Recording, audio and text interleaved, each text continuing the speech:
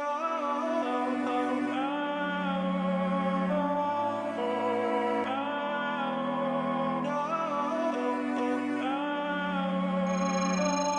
what is happening, Cucumber Squad, and welcome back to the Fable Sphere. Now, let's get into the next Skip the Line bonus reaction, and this is for Lais Scort, Finite. I'm sure if you guys have been watching the channel, I have been reacting to quite a bit of Lais Scort's music, which I absolutely love, and we currently have something on. We currently have something going together. If you don't know, you will know soon. So yeah, this song was also written a year ago, apparently.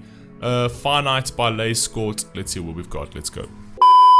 I won't be scared to leave life behind, 'cause I know the difference I've made. You know the hearts I've touched one day, I know that I'll stay. I like the fact that she's started with that. I already knew where the song was going to go because I just know Lais Scort and I know how she writes. Firstly, your instrumentation, your sounds, your beats, your melodies are absolutely epic. I love this one. I can already hear this one's going to be quite cool, just off that little bit of bass that I heard over there. But the way you started was great because you're already playing into the premise over there of Finite. So many people are afraid of this finite physical living, essentially. But it's like, if you want to live infinitely, then touch people. When I say touch people, you know what I mean. Make a difference. If you want to live infinitely, if you never want to die, make a difference in this world. And it doesn't mean that you need to give money. It doesn't mean that you need to go and give monetary stuff. Give of your time. Smile to somebody. Help somebody. Give something to somebody on the street. Spend a little bit of time with somebody on the street. I always use this analogy because this analogy really works really well. And I think it's something that it allows people to think a little bit more about it, where, you know, when you stop at the robots, or we call it robots, traffic lights for the Americans, which I think is more correct actually. When you stop at a traffic light and you see a beggar asking for money and you don't have money, you know, even if you do have money, a lot of people say, no, don't give them because they're only going to use it to buy drugs. How do you know that they're going to use it to buy drugs? You know what I mean? Don't give it because it sets a bad precedent. Why? If you want to give it, give it. If you don't want to give it, don't give it. The excuses of not giving it means absolutely nothing. If you don't want to give something, if you don't want to give somebody, and that's fine, it's your prerogative. But the idea of saying that I don't want to give them this, I'm being the good one by not dispensing my money, I'm doing him the favor. How do you know that you're doing him the favor? That money could really help him, right? So it's just a justification to make yourself feel good about it. At the end of the day, if you don't want to give, you don't have to. It is your money. You don't have to give it. But for me, it's like, even if you don't have money, to get that person to remember you, you don't have to have money, right? If that person's standing out in the cold and you stop at the robot and you tell them, listen, buddy, I don't have any cash for you, but I can offer you a bit of warmth for about 2 minutes. So jump into my car, warm up, and by the time that robot turns green, fortunately, you're going to have to get out and I'm going to have to be on my way. Right? But at least you'll get a bit of warmth for like 2 minutes, right? And we can have a short conversation, you know, while we're waiting for that robot to change, or while we're waiting for that traffic light to change, right? Who do you think he is going to remember? The countless people that have thrown him a dime or thrown him a penny without even looking at him in the eye, saying, well, here, take it, you know, and then they drive off. Or the one person that took a little bit of time out of their day to offer him a little bit of warmth and a 1 to 2 minute conversation. Who do you think is going to stick in that man's mind or that woman's mind? You don't need money to change the world. You don't need to be actively going out and giving of your finances to people. Just your time, just your caring, just your presence to some people will touch them forever. That's what makes you infinite, even though you are finite in the physical world. Anyway, carry on. Woke up today, giving all I got, holding in my breath, feeling held in love.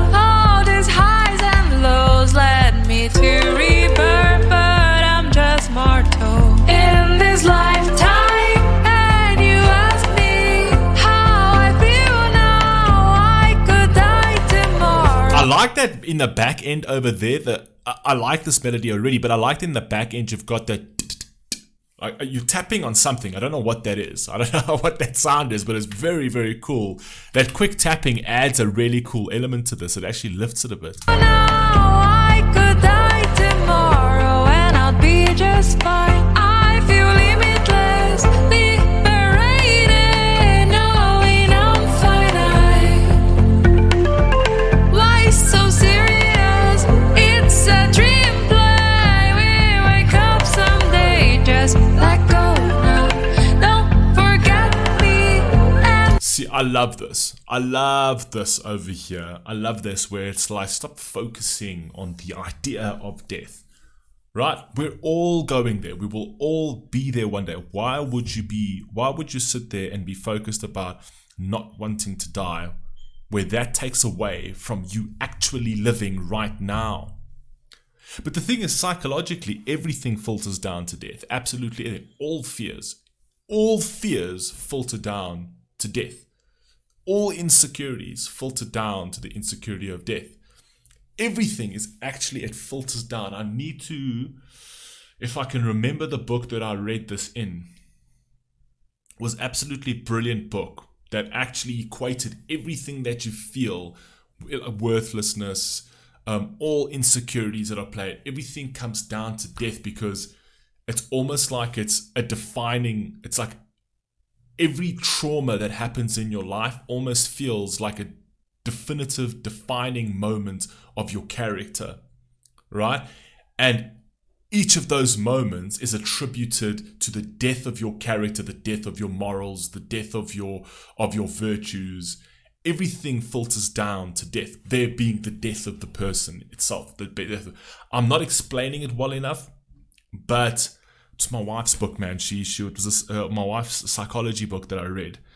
I'll come back to you on that one. That was actually a very interesting thing, that everything is down to the fact that we feel that everything in our lives are finite.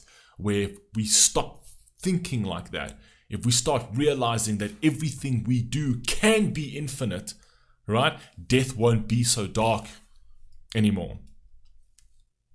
Hey, just let go now. Don't forget me and remember, no more wasting life. But I'm feeling fine, finite. I'm feeling finite tonight. I'm feeling fine. I'm going to ask my wife that question, because woman, and I'm obviously going to generalize over here. It is a generalization, so I'm putting that out there right now. I mean, when you ask women like, are you okay? And then they're like, yeah, I'm fine. Like, she's not fine, right? But this time around, if she's in that kind of mood and I'm like, are you okay? She's like, fine. I'll be like, fine or finite? Huh? Then I'll get a plate thrown at me. Let's go. So fine, it's our nature in life. All these colors pull me up now, make me wonder what there's more to see. All these walls now falling away now, bring to ashes so that I can breathe. I'm so lucid, but I'm dreaming. We'll wake up someday, so enjoy now. Don't distract me.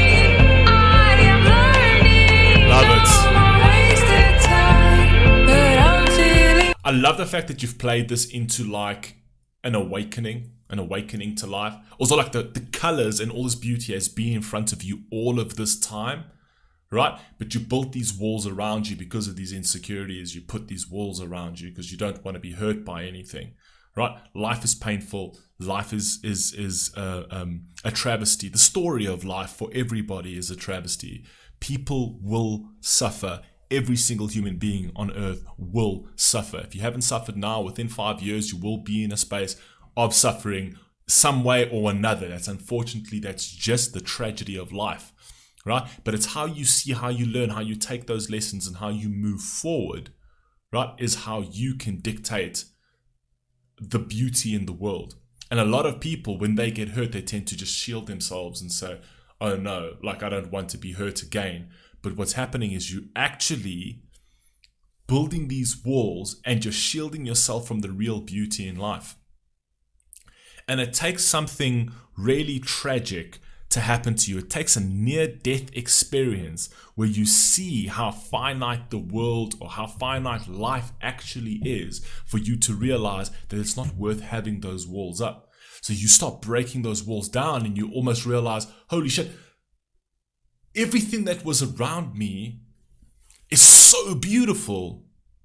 It's like you're reborn again. You see the colors for the first time, although you've seen those colors many times. You just never took it in. Right? You never appreciated that. And I honestly think that literally the hue turns up the moment you start appreciating your existence. A moment you start being grateful for your existence. The moment you start realizing that all of this is within your hands, the hue, the color hue in the world starts brightening, it starts shifting, and you see the world differently, and nobody else is to ever blame for anything in your life. You are the only one. You are the master of your own destination. You're the master of your own life. You have agency of for your life and your actions. And the moment you take that in your hands and you embrace that and you're grateful for that, the world starts looking like a beautiful place again.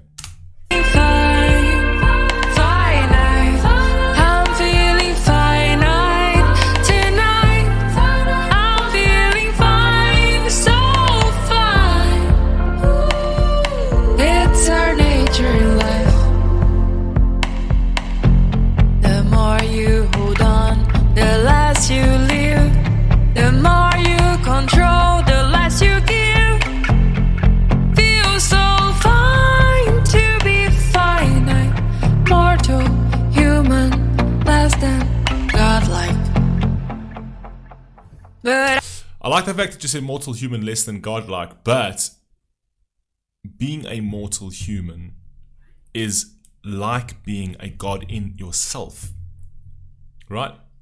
You are the god of your life. If you look at yourself as if like this is a godly presence on this earth, not from a religious sense, I'm talking about from a spiritual sense. If you look at yourself as a godly presence on this earth that can add to this earth, right? Your mortality is not so meaningless, right?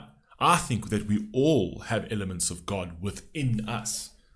Us being gods in our own right, bringing something special into this world in our own right. I actually think that we come into this void to bring purpose to this void. And when that purpose is completed, we leave this void and we enter another. You might not believe in that. I don't need you to believe in that. But I believe we are here for something. And even if we're not, even if this is all just a stark coincidence, I think you could agree that life would be a lot more beautiful and more hopeful if you placed yourself in this story as something greater than just a couple of atoms that came together by chance. Anyway, let's go. I'm feeling fine, finite. I'm feeling finite tonight. I'm feeling fine, so fine. It's our nature in life. And all the fears I have inside, they left me in this empty night. I just let them out this time, bursting